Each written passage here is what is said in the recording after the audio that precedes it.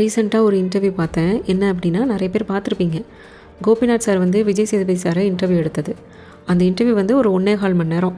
Time இருக்கவங்க கண்டிப்பாக பாருங்கள். ஏன்னா நிறைய யூஸ்ஃபுல்லான பாயிண்ட்ஸ் அவர் சொல்லியிருப்பார்.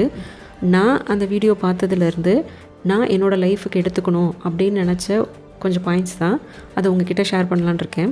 என்ன அப்படின்னா, ஃபர்ஸ்ட் பாயிண்ட், நீ யார், யார்கிட்டையும் வந்து உங்களை ப்ரூவ் பண்ணணும் அப்படிங்கிற அவசியம் எடுத்துக்காதீங்க. செகண்ட் என்ன பாயிண்ட்னா, உன்னை விட்டு யாராவது விலகி போயிட்டே இருக்காங்க அப்படின்னா ஒரு 2 தடவை 3 தடவை அவங்கக்கிட்ட உங்களை நீங்கள் வந்து எடுத்து சொல்லலாம். அதையும் தாண்டி அவங்க உங்களை விட்டு போகிறாங்கன்னா அவங்கள விட்டுருங்க. அந்த மாதிரி போகிறவங்கள இழுத்து பிடிக்கிறதுனால என்னைக்காக இருந்தாலும் அவங்க உங்கள் லைஃப்பை விட்டு போயிடுவாங்க அப்படிங்கிறது. 3வது என்ன விஷயம்னா, உனக்கு ஒரு விஷயம் தெரியலன்னா ஆமாம் தெரியாது அப்படின்னு சொல்லி எல்லோரும் முன்னாடியும் ஒத்துக்கிறதுக்கு பழகுங்க.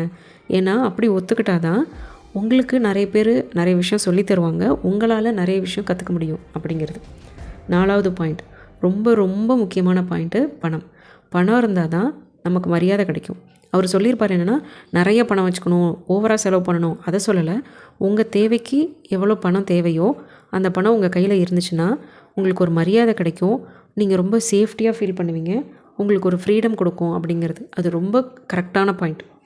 5வது பாயிண்ட் என்ன அப்படின்னா, உங்களுக்கு ஒரு விஷயம் பிடிக்கலை அப்படின்னா நோ சொல்லணும்னு நினச்சா நோ சொல்லிடுங்க, நோ சொல்லி பழகுங்க அப்படிங்கிறது.